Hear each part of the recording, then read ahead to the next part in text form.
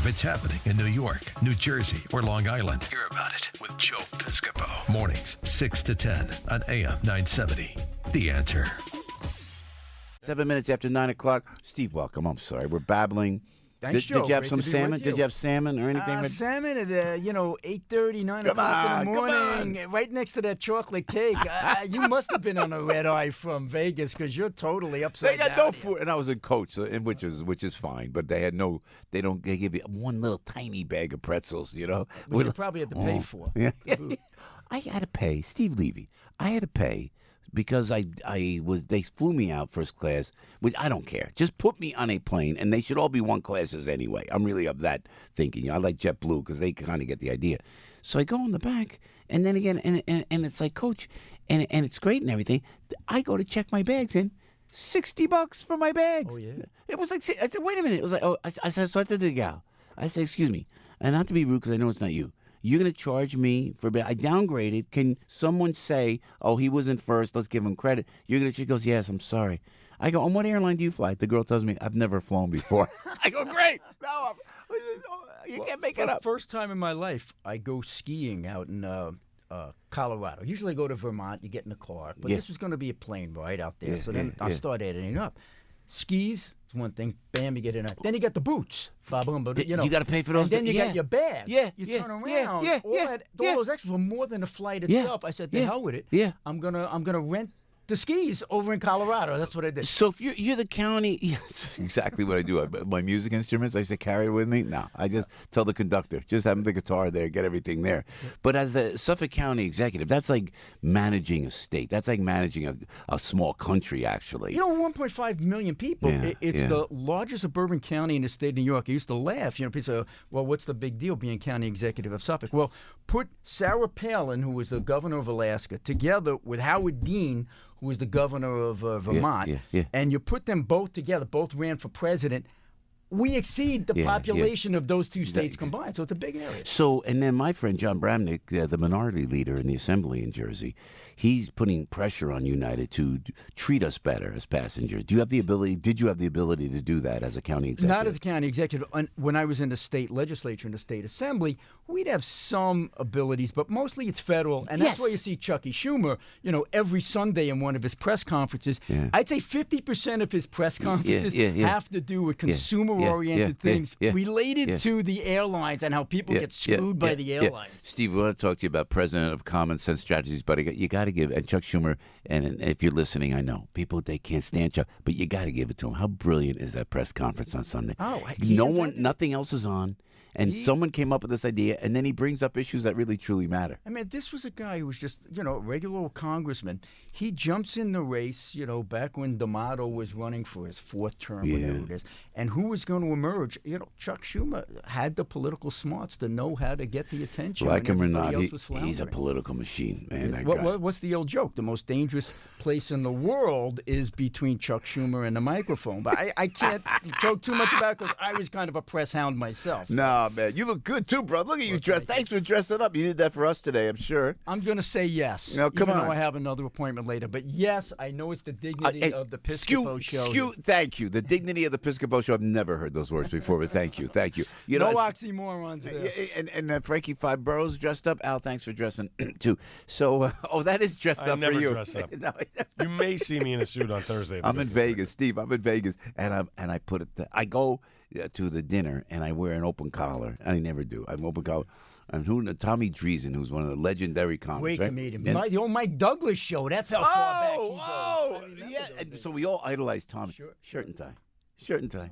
I went, So for the whole rest of the weekend, bang, I made sure shirt. Joe, you all dressed up. I said, please. And now, it's good to wear a shirt, though. So thank you. You look great, man. You keep the tie just in case in the car, you say? I do. I keep it, being in Suffolk, I'm always in the car. And I have the tie around my rearview mirror, which my wife hates. It's so trashy, but you never know when you're going to be called up and you have to go to an event. Plus, it's better than the dice.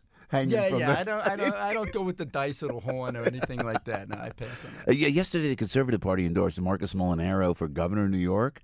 I know you tried to run for governor yourself about 8 years ago, I guess it was, Steve. What do you think of Molinaro's chances? I'll tell you, normally you would say, snowball's chance in hell.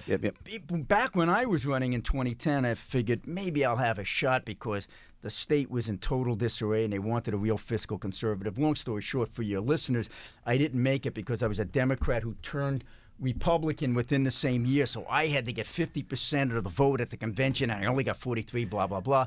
That was the year that the guy Palladino wound up getting the nomination. He got crushed by Cuomo. So now here in 2018, you would think this Republican in this very blue state doesn't have a chance. However, the dynamics are so wild this year with Cynthia Nixon. And the fact that she got the Working Families Party endorsement the other day, and if she stays on that line, and now you have Andrew Cuomo's vote being split between Cynthia Cuomo and the Green Party, which, remember, got about 5% of the vote back in 2014. Molinari can get 43% of the vote and win. So this all of a sudden may become a race. Wow, that's very exciting. Yeah. You love that. It still excites you, the politics of it all, right? Yeah, it's like even though I'm out of it now, those juices keep flowing. You got to get them out. That's why I formed my Center for Cost-Effective Government. You got all this institutional knowledge crammed in that little brain. You got to get it out every once in a while. And you had a great article on the state budget. What's wrong with it and how can it be fixed? Well, my article, which was published in the City Journal and the Long Island Business News, it said yet another wasted opportunity for the state to do something about the fact that New York is always number one on the most expensive places in the nation in which to live or do business. It's because of the taxes, it's because of the strength of the municipal unions and the special interests. So while they were talking, the legislators and the governor were talking about the Me Too movement and the statute of limitations on the sexual predators and the pedophiles. Listen, that's important stuff. But the average man and woman in New York State, you know what they want? They want relief. They want to be able to remain to live here.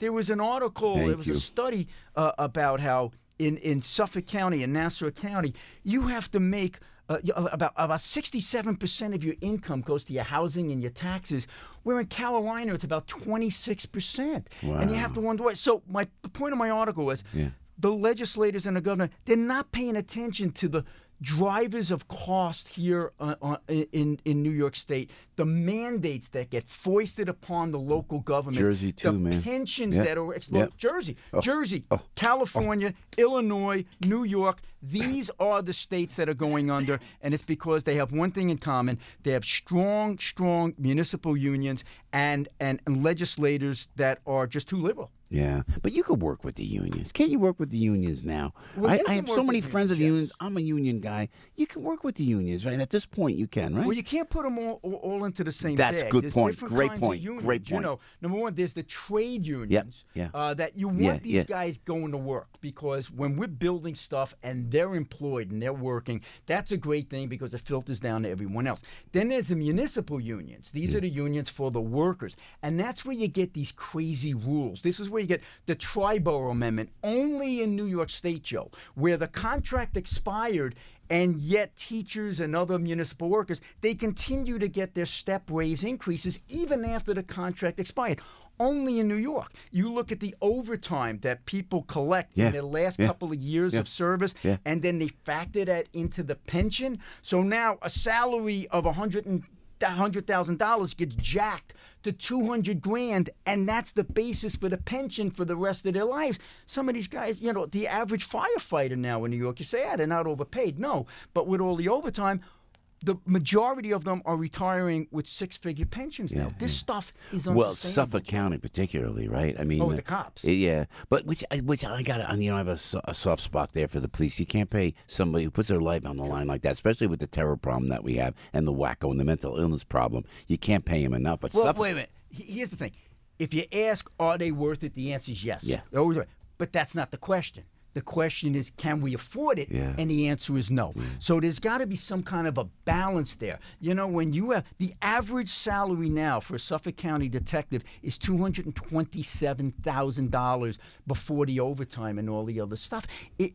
People can't afford that. So the pendulum has to swing back to the middle. And why aren't the New York City cops in Manhattan? And here's why. It's mandatory arbitration, which is one of the things my Center for Cost-Effective Governance has started trying to stop. You don't have this in most other places around the state, but mandatory arbitration takes the power away from the management in government and gives it to an independent arbitrator who you think theoretically would balance it out for the taxpayers. They don't. Yeah. They just give the store away. So what they do is say, well, what does Suffolk want? Well, what did Nassau get last time? They got 4%. We'll give you guys 5%.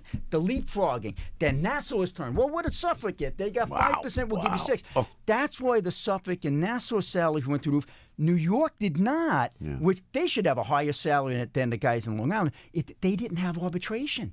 For all those years, they did not have mandatory arbitration. So New York City cops were actually capped at where Suffolk cops were starting. It's starting to change now because about 10 years ago, the city got mandatory arbitration. So they're coming up, and they should go up while the guys in the suburbs have to level off. Guys, I'll talk to guys that want to be cops in Jersey as opposed to New York because the pay is better in New Jersey out in the suburbs when it's so much more dangerous in New York City. Steve, thank you for coming in. Before we let you go, you were Democratic county executive before you became a Republican, but you were very outspoken when it came to illegal immigration. Illegal is the word, right? Thank you. Well, how do you think, and Frankie Five Boroughs sends me some bullet points, and the question is this: President Trump, is he okay in what he's doing with border protection?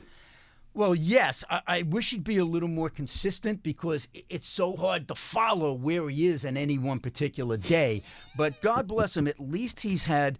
and he goes overboard with his rhetoric a lot. You know, you don't have to talk about Mexicans being rapists. You don't have to go there. But he's got the guts, at least, to take on the politically correct illegal immigration lobby to say, we're not a country if we don't enforce our borders. So he's got to build that wall. He's got to impose E-Verify. He's got to end the sanctuary cities. He just needs to be a little more consistent in the negotiations. And he was close to getting a deal, but the Supreme Court and the courts killed him because DACA was going to expire. Okay, it was already ruled unconstitutional by a lower court. Some liberal brings a suit in a forum shop location. A judge says, oh, we're going to put that on hold. The Supreme Court says, yeah, we're going to sit on our hands. In 2 years, come back to us. So you don't hear about DACA anymore, right? Yeah, because this lawsuit has put a stay on the president being able to say this is an illegal order that President Obama put through. So at least he's trying and his heart's in the right direction to get this problem resolved. Steve Levy, former Suffolk County Executive, president of Common Sense Strategies, and looking dapper as ever. Initials on the cuff, my man. I'll tell you, I'm loving you for that. And the cufflinks like that. But I still flight coach. Fiscal conservative, babe. There it is. Steve, thank you, my friend. Joe. God bless. Come back anytime. Everybody knows this guy. Now, everybody knows he can do a radio show. Joe Piscopo. Mornings, 6 to 10 on AM 970. The Answer.